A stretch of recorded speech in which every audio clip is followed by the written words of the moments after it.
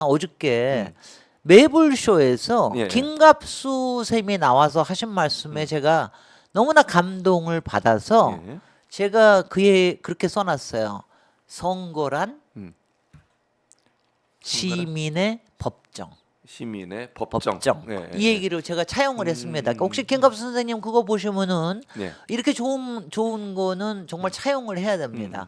어저께 매불쇼에서 여러분들도 이거 끝나고 나시면 매불쇼에 김갑수 선생님이 솔직히 매불 엔터테인먼트에서 하는 얘기인데 예. 그걸 어저께 얘기를 하신 게 이거예요. 자, 우리가 보통 얘기하는 법정이라고 하는 거는 우리가 그냥 우리 평소에 얘기는 지금 딱 한 이화영 그렇죠. 부주사의 부주사. 법정. 네.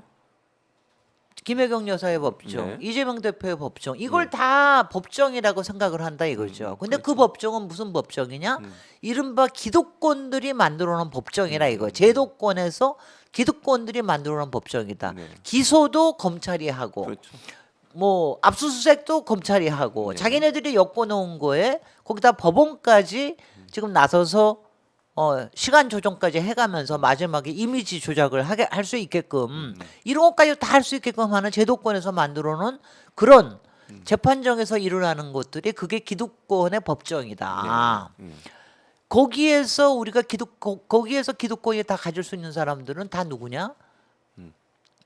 법을 가까이 하고 있는 사람들, 그렇죠. 빠루 재판을 미룰 수 있는 사람들, 아니면은 기소가 안 될 수 있는 사람들. 아니면 돈으로 뭘 좀 할 수 있는 사람들, 앞으로 정치권에 나오려고 생각하는 사람들, 자기네들의 이너서클에 있는 사람들이 그거를 이용을 하면서 누구는 구속하고 누구는 빼주고 누구는 덮어주고 누구는 덮어씌우고 이렇게 하는 기득권의 법정에서 일어나는 일이 그게 법정에서 일어나는 일이라고 하는 거를 우리가 지난 뭐 많이 봐왔지만 지난 2년 동안은 특히 많이 봐왔고 그리고 지금 조국이 지난 4, 5년 동안 겪어온 거, 또 그럼 지난 2년 동안 이재명 대표와 그 측근에서 겪어온 것도 우리가 그걸 다 보고 있다. 그래 거기에 분명히 뭐 법적인 하자가 있을지는 모른다. 그런데 그렇게까지 할 거냐? 그리고 이걸 이렇게 정치적으로 이용할 거냐? 이런 기득권의 법정에서 일어나는 걸 이렇게 허용을 할 거냐? 거기에 그야말로 백 없고 돈 없고 정치적인 적이 되는 이런 사람들은 거기에 그냥 묶여날 수밖에 없다. 이 기득권의 법정에서는. 예. 그런데 선거란 무엇이냐? 선거는 시민의 법정이다. 법정이다. 그래서 제가 오늘 김진애 TV에는 선거란 시민의 법정 이렇게 해가지고 올려놨습니다. 이건 네. 뭐냐면은 시민들이 재판관으로 나서는 거예요. 그렇죠. 자기네들이 기득권으로 가지고 하는 게 아니라 투표라는 행위를 통해서 이 기득권이나 아니면 여태까지 정치를 해왔던 사람한테 심판을 하는 데가 이게 바로 이게 시민의 법정이 법정이다. 선거다. 선거다. 그게 바로 내일인 겁니다. 그렇습니다. 이거가 유일하게 정말 이거는 저기 하는 게 이 투표용지 하나를 우리가 얻기 위해서 지난 200년 동안 뭐 200년 뭐 지난 100년 동안 수없이 싸우고 피 싸웠죠. 흘리고 이러면서 해온 거예요. 그렇게 해왔지만 이게 얼마나 위대한 거냐. 그래서 이 시민의 법정에서 이건 뭐냐 다른 거 저거 없다. 우리가 투표용지 하나를 가지고 우리가 저기 심판을 하는 거다. 그게 바로 내일 본선거입니다. 우리가 물론 지난 이틀 동안 사전 투표도 했지만은 그래서 김갑수 선생한테 제가 어저께 김갑수 선생님 저 어저께 감동 먹었어요. 정말 감동 먹었어요. 시민의 법정, 시민의 재판, 선거라고 하는 게 딴 게 아니라 우리가 직접 우리의 손으로 재판을 하는 거다. 그렇죠. 우리가 재판관이 되는 거다. 그러니까 이게 뭐냐면 여러분도 다 아시다시피 우리나라에는 뭐 아직도 많이 그렇게는 안 하지만 저도 제가 대학 다닐 때 사람들이 왜 저보고 법대 안 가냐는 소리를 많이 했는데 제가 그랬어요. 그때는 페리 메이슨이 있었어요. 유명한 그 법정 드라마 있는 거 아시죠? 근데 거기는 항상 뭐가 있느냐 하면은 그 선고인단이 아니고 그 뭐죠?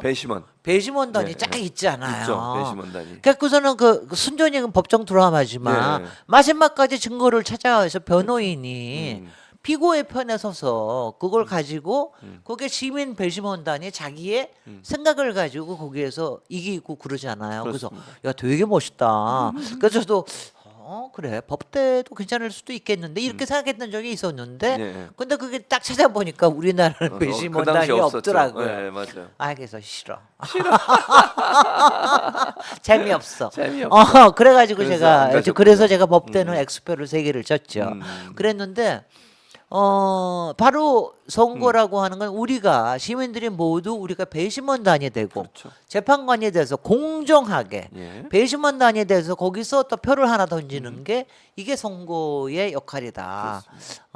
정말 저기 뭐야 어저께 참 고마웠습니다. 맞아요. 그 얘기를 그래서 제가 예. 오늘 써먹으려고 예. 예. 그래서 오늘 가져왔습니다. 그러셨군요. 네. 잘하셨습니다. 네. 그래서 이재명 대표가 오늘 이제 법원에 출두하면서 법정에 들어가면서 했던 말을 제가 잠깐만 읽어드리겠습니다. 그러니까 이재명 대표가 박빙을 보이는 주요 선거구들을 쭉 나열하면서 초접전지에 들려서 한 표를 호소하고 싶었다. 그런데 지금 법정에 가야 되기 때문에 못 갔다는 얘기잖아요. 저의 손발을 묶는 게 정치 검찰의 의도인 것은 알지만 국민으로서 재판 출석 의무를 지키기로 했다. 그게 이제 오늘 재판에 출석한 이유라고 설명을 했고요. 그러면서 제가 다하지 못하는 제1야당 대표의 역할을 국민 여러분께서 대신해 달라. 4월 10일 국민이 주인인 나라를 반드시 만들겠다고 힘주어 말하고 법정으로 들어갔습니다. 국민들 여러분들이 제1야당의 대표의 역할을 대신해 달라. 내가 못하는 일 여러분이 해달라. 이렇게 호소를 했어요. 오늘 하시면서 울먹거렸어요. 울먹하시더라고요. 울먹하시더라고요. 울분을 토하셨어요. 울분을. 아니 지금 1분 1초가 아깝고 제1야당의 대표를 기다리는 많은 지지자들이 있잖아요. 또 정말 험지에서 힘들게 싸우는 후보들 입장에서는 대표가 한 번이라도 와서 자기 지역구에서 얘기해주고 연설해주고 사람들 만나주고 이걸 너무나 간절히 기다리고 있어요. 글쎄요. 근데 못 간 지역이 너무 많아요. 지금 글쎄요. 시간이 없어서 거기 가야 되는데 법정에 발이 묶여가지고 지금 선거 하루 전에 가지 못하는 상황이잖아요. 그러니 울분이 터질 수밖에 없는 거잖아요. 그러니까 유세 틀막까지 하는 거야. 그러니까요. 정말 난 정말 이 정부에 왜냐하면 저는 이런 공작질 조작질 네. 그러니까 제도적으로 힘을 살아있는 권력이 힘을 가지고 이렇게 저기 하는 거 네. 저는 분명히 심판이 내일 있을 거라는 생각을 합니다. 그러니까 네. 여러분들 이재명 대표께서 하신 말씀대로 그러니까 제가 또 오늘 원래 진주에 가신다고 그랬잖아요. 오늘 그래도 그런 제가 계획이 있었죠. 진주가 제 시댁이거든요. 그래서 제가 그러시구나. 그러니까 제가 진주에 대해서 유일하게 제가 정말 유감은 뭐냐면은 정말 보수적인 동네거든요. 저도 우리 시부모님하고 많이 뭐 살아계시는 때는 많이 싸우기도 하고 많이 그랬는데 근데 거기 진주마저도 지금 심판의 바람이 불어서 마지막에 이게 또 접전이 벌어지는 데가 생긴단 말이죠. 그래서 오늘 가시겠다고 그러셨는데 못 가셔서 여러분들 오늘 저기 법정은 언제 끝날지 모르겠습니다. 일찍 끝나지는 않을 것 같고요. 그리고 저녁에 이제 마지막 종합 유세를 용산에서 하신다고 그러니까 용산역 여러분들 에서 합니다. 여러분들 하여튼 전화를 많이 걸어주세요. 맞습니다. 그게 최고예요. 음. 저는 진짜. 사전 투표 예. 저도 이번에 기록 하나 세웠어요. 뭡니까? 사전 투표 하는 날 예. 저 금요일 날 새벽 6시에 가가지고 그러셨군요. 1등으로 했어요. 맨 첫 번째로. 제 인생에서 이거를 1등으로 해보는 건 처음입니다. 네. 그러니까 줄은 한 3, 4, 3, 4번에 서서 네. 오늘도 1등 못하는 건데 그분들이 관내로 가시더라고요. 관내. 그러니까 저는 관내로 가니까 첫 그래서 번째가 된 1등으로 거죠. 첫 번째. 저기 뭐 아주 야릇한 기분. 그러니까 그렇게 많은 분들이 투표를 꼭 하고 싶다라고 하는 생각들을 많이 하고 계셔서 이번에 31.28%라고 하는 기록을 세웠는데 71.3% 기록을 세워봅시다. 그러니까요. 세워봅시다. 김민석 총괄 상황실장이 네. 그렇게 예언을 했잖아요. 예언이자 어느 만큼은 통계에 의한 예언이기도 하지만 그렇죠. 또 이제 캠페인으로 예, 1번, 3번. 3번을 찍어달라고 하는 이렇게 가는데 뭐 그렇습니다. 그래서 저는 하여튼 벌써 많은 언론에서는 지금 이제 200석에 관련된 얘기들이 굉장히 많이 나오죠. 그렇죠. 그래서 흥미롭게도 201석에서 209석 사이에 예고편이 제일 많이 나오더라고요. 그래서 많이 그렇게 나올 때 그럼 그럴 때 어떻게 되겠느냐. 뭐 이거에 대한 뭐 예언이자 이런 것도 나오는데 이게 한 2, 3일 전부터 사전 투표 끝나고 나니까 그게 많이 나오니까 네. 제가 또 다시 석 달 전으로 제 네. 멘탈이 돌아갔어요. 돌아가서. 그 멘탈이 다시 돌아가가지고. 네. 아니, 그러니까 솔직히 서너 달 전에 제가 여기 처음 저기 출연하고 이럴 때는 그때 네. 맨날 불안해하고 네, 이번 그랬었죠. 총선만큼 제가 불안해하는 적인데 이건 총선 자체였고 총선이 다 끝나서 이제 새로운 장이 펼쳐지면은 예. 이게 뭐냐면은요. 이게 정말 저는 정말 나쁘다고 생각을 하는데 정말 그 윤석열 정권의 문제라고 생각이 되는데 그러니까 이게 어떻게 나오느냐에 따라서 사실 대통령은 어떻게 하리라 이런 게 우리가 예측 가능해야 돼요. 그렇죠. 그잖아요. 지금은 근데 예측이 불가능. 근데 예측 불가능한 거예요. 그러니까 대통령이 오히려 대파되면 오히려 더 그럴 수 있죠. 멘탈이 붕괴가 되면서 더 큰 그렇죠. 이상한 짓을 할 수도 있다. 저는 뭐 폐악질이라고 얘기하지만 이렇게 될 수도 있다. 그래서 당분간 혼돈이 더 계속될 수도 있다. 그 뭐 아주 전형적인 예가 지금 저기 의정 갈등에서 나타나고 예, 있잖아요. 맞아요. 지금 이러고 나니까 벌써 막 혼선이 일어나고 있잖아요. 예. 그래서 그렇게 돼서 꿈에 또 꿈을 꿉니다. 꿈, 꿨다가 또 팔짝 일어나서 예, 예. 아니 요새 윤석열 대통령 왜 매일매일 나타나시는 거예요? 꿈에요? 아니 매일 부산에 가서 사전 투표하시더니 그 다음 날은 거기에? 용산 어린이 정원에 가시더니 그 다음에는 또 충청권에 가가지고서는 어디 가시더니 계속 매일매일 나타나시니까 관권 선거. 이 관권 선거를 근데 정말 이해가 안 돼요. 왜 그러시는 거예요? 몰라요. 아니 대놓고 도대체 다들 네. 보수 언론에서조차 하지 마라 그러는데. 대통령과 김건희 여사는 하여튼 얼굴을 보이지 마라. 네. 두 분 불출하시라 선거 때까지 이렇게 하시는데 왜 이렇게 계속 나타나시는 거야? 난 이해를 불안- 할 수가 없어요. 그러니까 질까봐 불안해서 그러는 거 아니에요? 뭐 그러니까 뭐 몇 가지 설이 있더래요. 네, 질까봐 네. 불안한 거. 그러니까 조금이라도 내가 좀 도와줄 수 있는 근데 거. 도움이 안 특히 돼. 그러니까 도움이 안 된다. 네, 우리는 네, 도움이 네. 안 된다고 하는데 네, 본인은 네. 도움이 아니 왜냐면 이런 설이 있어요. 네. 지금 한동훈 비대위원장은 200석을 거의 기정사실화하고 막 얘기하고 그러잖아요. 근데 그렇지가 않고 예. 저 대통령한테 보고되는 거는 조금 더 희망적인 희망적인. 강석구청장 시절처럼 희망적인 예. 거 하니까 내가 조금 더 하면 될 수도 있어. 부산대병원에 7천억 원을 내놓으면은 뭐가 될 수도 있어. 이런 식으로 지금 생각을 그렇게 하신다는 설이 있고 두 번째는 저는 그게 더 저기 한데 뭘 씌웠다.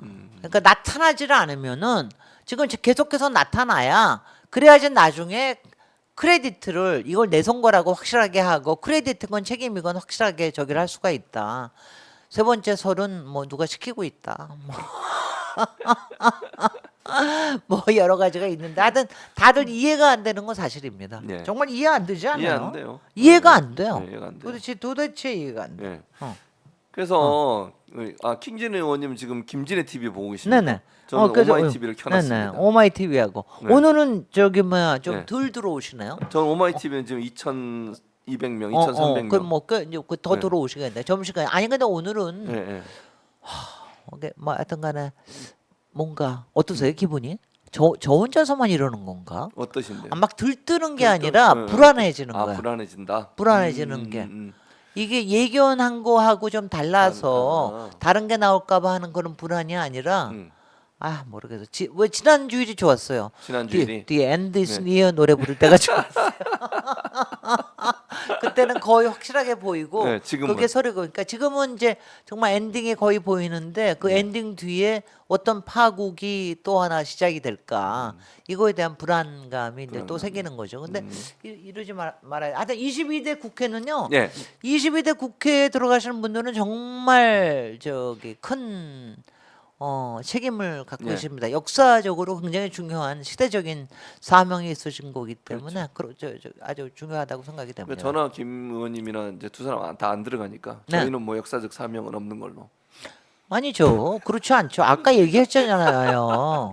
제도권에 법정이 있으면 시민의 법정. 제도권에 국회가 있으면 우리는 시민의 법정. 시민이 우리가 저기에서 네, 네. 거리에서 거리에서. 우리가 시민으로서 예. 또 해야 되는 일들이 있는 거죠. 네, 김광석의 거리에서. 그리고 뭐 법정도 계속 열리지만 네, 선거도 계속해서 있고 그럼요. 그다음 그러니까 우리가 저기 거리에서 해야 될 일들은 예. 계속해서 해야 되는 거죠. 거리에서는 성시경이네요. 죄송합니다. 노래를 잘못 네, 얘기했습니다. 네. 잠깐 잊어버렸습니다. 네. 그러니까 이제 이런 그러니까 시청자분들한테 이번 선거가 이만큼 중요하니까 투표를 꼭 하셔야 됩니다. 김진애 의원님 어떻게 설명을 해주시겠어요, 시청자분들한테? 이번 선거의 의미? 저는 네, 네. 이 생각은 들어요. 네. 그러니까 개인적으로는 뭐 이제 이런 저기다 제가 저희가 촛불 혁명도 해봤어요. 네, 저희가 그렇죠. 뭐 저희가 산업화도 해보고 민주화도 우리가 저기 1987년 저는 1987년을 특히 기억을 하는 게 1987. 네. 그때 저는 이제 논문 쓰고 있을 때 그냥 마지막 논문 쓰고 있을 그러셨군요. 텐데 네. 매일매일 뉴욕 타임스에 나오는 거예요. 뉴스가. 이게 뉴스가. 네, 네, 왜냐면 네. 그때 이런 게 없으니까. 그렇죠. 그때는. 맨날 뉴욕 타임스만 기다리고 있는 거예요. 근데 그러고 있는데 6.29 선언이 딱 나온 맞아요. 거야. 그랬었죠. 그때 그러니까 우리가 드디어 이뤘구나라고 하는 그게 있었는데 우리가 국민의 뭐 힘으로. 네. 여러 가지 그러니까 우리가 힘으로써 해놓은 게 많아요. 그러니까. 그 다음에 우리가 저 박근혜 대통령 탄핵 때 아니면 노무현 대통령 탄핵 때도 마찬가지였고 노무현 대통령 당선 때도 그랬고 여러 가지 혁명적인 건 있었는데 저는 요번에 아마 저기 국힘 쪽에서는 모르겠지만 민주당에서는 사실은 이게 요번에 우리가 당원의 혁명을 이뤘거든요. 그렇죠. 그 처음에는 혁신공천이라고 그랬지만 실제로는 이게 공천 혁명을 이룬 네, 거예요. 공천혁명. 근데 그게 바깥으로 나와서 예. 이게 뭐냐면 우리가 지금 이루고 있는 게 선거 혁명을 이루고 있는 거예요. 그렇죠. 지금. 맞습니다. 그러니까 대선에서 이기는 거하고는 다릅니다. 또 다르죠. 이거는. 그리고 여러분들하고 굉장히 중요한 게 우리는 물론 대통령이 굉장히 중요해요. 네. 제일 큰 집중적인 권력을 바꾸는 거기 때문에 그렇지만 사실은 정말 중요한 거는 국회예요. 국회다. 여러분들 아시죠? 여러분들 처음에 우리가 대한민국이 세워졌을 때도 대통령을 먼저 뽑는 게 아니라 국회를 국회를. 먼저 그렇습니다. 뽑습니다. 네. 그 재원 국회를 뽑고 네. 헌법을 만들고 난 다음에 그거에 의거해서 그래서 대통령을 대통령을 뽑고 뽑는 거. 행정부를 구성하고 그러는 거, 사법부를 구성하고 이러는 거거든요. 예, 맞습니다. 그러니까 이게 근데 여러분들이 얼마나 의회를 우습게 알고 뭐 한동훈 비대위원장부터 대통령은 막 우습게 알고 그러지만 이게 뭐냐면 이게 국민의 권력을 정말 대리할 수 있는 대의 권력을 표현하는 게 바로 의회이기 때문이거든요. 네. 근데 이번에 우리가 만약 여기에서 왜냐하면 저그 이른바 기득권 세력들은 200석 이상을 가져간 적도 꽤 있어요. 물론 혼자서만 한 거는 아니지만, 근데 이른바 민주 진보 진영 쪽에서는 우리가 자력으로 해서 200석 이상, 그러니까 개헌을 할 수도 있는 이런 권력을 세워보는 거는 처음입니다. 처음이죠. 그러니까 그 기록을 그러니까 이게 뭐냐면 요번에 네. 대통령이 아니라 저 민주당 대표인 이재명 대표는 굉장히 겸손하게 151석 과반. 을 다녀서 견제할 수 있게 해달라 이거로 그렇죠. 하지만 네. 이게 점점 200석 그러니까 개헌을 할 수 있는 이게 되면서 이게 뭐냐 하면은 그야말로 시민 혁명이 일어날 수 있는 네. 투표를 통해서 투표 혁명이 일어날 수 있는 지금 가능성이 있는 거예요. 이렇게 되면은 이런 경우가 잘 없습니다, 사실. 네, 맞아요. 그러니까 그래서 대한민국은 정말 대단한 나라다. 정말 대단한 나라예요. 그래서 저는 이번에 그 기록을 세우고 싶다는 생각이 많이 들죠. 그리고 이번에 여러분들이 이제 만약 지금 이제 한동훈 비대위원장은 지금 막 우리를 위협을 하잖아요. 200석을 가져가면은 뭐 개헌도 할 거고 탄핵도 할 거고 별의별 거 다 할 거다. 뭐 사면도 뭐 국회로 가져와서 뭐 한다. 말도 안 되지만 말도 안 이게 되죠. 굉장히 중요한 게 뭐냐면은 이번에 국회가 구성이 되는 게 이거가 저기 뭐 하는 게 요번에 솔직히는 개혁신당이 예. 조금 쪽을 너무 못 써서 제가 좀 아쉽기는 하지만 그래요? 네. 사실은 거기서도 조금만 더 세력이 있었으면 참 좋았을 텐데 예. 민주당 쪽이 제일 많겠죠. 그러겠죠. 180석이 되든 어떻게 되든 간에 예, 단독 예, 과반이든 예. 제일 많을 거지만 예. 설령 200석이 넘는다 하더라도 마음대로 개헌을 하거나 마음대로 탄핵하거나 이러지 못합니다. 예. 왜냐하면 벌써 이번에 국회에서의 서로 간의 견제의 세력이 만들어지는 거예요. 조국 혁신당이 이른바 망치선의 역할도 하겠지만 견제 역할도 할 겁니다. 예. 그다음에 개혁신당이 아마 소수의 예. 두세 석이 될지 아니면 서너 석이 될지 모르지만 그렇게 될지도 모르지만 거기서도 견제 역할을 할 겁니다. 그렇죠. 그다음에 뭐 저기 녹색정의당은 아무래도 뭐 꽤 요번에 절망적인데 요번에 진보신당이 또 들어오잖아요.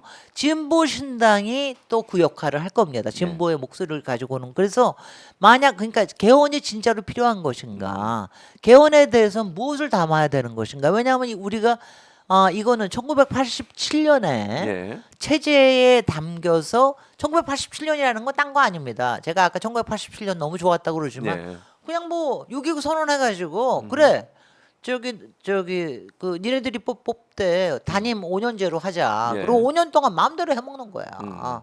이렇게 하니까 그 다음에 아무 책임도 안 지고 그러는데 이게 솔직히 책임을 지는 이게 맞는 것이냐. 이거에 대한 거를 본격적으로 해볼 수 있는 예. 이거를 만들어 주는 거예요. 아니 물론 그러면 이러겠죠. 국힘 쪽은 그러면 뭐 그 개헌에는 이런 거 저기 그 개헌에는 저기 우리는 뭐 역할이 없는 것이냐? 왜 국힘은요? 네. 자기네들이 기득권이기 때문에 지금 있는 기득권을 가지고 있는, 그러니까 자기가 대통령을 가지고 있거나 아니면 차기에 대통령을 가질 수 있다 그러면은 개헌 같은 데 관심이 없어요. 놀라운 사람들이에요. 그러니까는 대한민국이 어떤 미래로 향해야 될지 이런 거에 대한 관심이 없는 사람들이거든요. 그래서 저는 그래서 이번에 22대 국회의 역할이 굉장히 크다는 생각을 합니다. 그리고 그게 물론 저기 문재인 대통령 시절에도 그때 이제 조국 민정수석이 개헌안을 들고 오고 그랬어요. 굉장히 애를 네. 쓰긴 했지만 사실 그때는 가능하지는 못했던 그렇죠. 데거든요. 네. 그러니까 근데 지금은 이게 가능할 수가 있는 때란 말이죠. 그러니까 우리의 또 새로운 역사의 장을 열 수 있다. 네. 재밌을 것 같아요. 그러니까요. 그리고 뭐 헌법 갑자기 마음이 안정이 됐어요. 안정이 됐어요? 아니 왜냐면 저의 성격이 뭐냐면 이게 예. 뭐냐면은 어떤 성격이? 파국으로 다가갈 때 예. 할 일을 딱 만들잖아요. 예. 그리고 이 할 일을 어떻게 해서 이 미션을 어떻게 해야 돼. 그런 마음이 안정이 안정돼. 됩니다. 지금 안정이 되셨군요. 안정이 됐어요. 다행입니다. 22대 국회에서 네. 이거를 해야 됩니다. 그래서 안정이 이렇게 됐습니다. 되니까 다시 안정이 됐어요. 됐습니다. 다시 불안해지지 안정이 됐어요. 않습니다. 예. 불안해지지 않습니다. 자, 불안하지 않습니다. 예. 이거 참 우리 저기 뭐야 네. 이게 토론의 힘이기도 해요. 그렇습니다. 이걸 하면서 예. 마음이 안정이 그렇죠. 되는 거죠. 아무나 네. 이렇게 킹진 의원님 안정시킬 수가 없습니다. 저만이 할 수 있는. 씨씨씨. 박정은 할 수 이게 없는. 제 풀에 꺾인 거예요. 그러니까 제 스스로 풀에 그러니까 뭐냐? 깨달으셨어요. 아니 이거 왜냐면 이게 본인이. 뭐냐면은 네. 제 풀에 이거 하는 게 참 중요합니다. 이게 뭐냐면 얘기를 하건 글을 쓰건 예. 하면서 예. 저도 이제 많이 불안해하거나 이럴 때 꼭 앉아서 글을 쓰거든요. 내가 할 때. 제가 영어 써요. TBD라고 투비던이라고 하는 말 많이 TBD. 써요. 예. TBD를 써요. 예. 일모. 이모, 이모 삼모. 해가지고 예. 쫙 해가지고 써놓고 나면은 그게 이제 열 손가락 안에 들어오면은 그렇죠. 그러면은 이제 안심이 안심이 돼. 이거 이거 하면 하나씩 되는구나. 꺼면 되는 거야. 예. 투두리스트를 만들어서 이렇게 하면 되는 거야. 음. 좀 그렇게 22대 국회 이렇게 리스트를 만들고 나니까 그러니까. 갑자기 좋네. 안전적인- 자, 200석 이상 만들어 봅시다. 자신감이 생겨서 다시 투표혁명을 이룹시다. 예.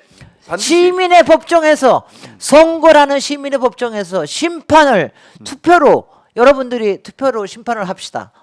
기운이 네, 갑자기 기운이 생겼어. 생겼어요. 다행입니다. 다시 힘이 불끈 서서 킹진 의원님. 너무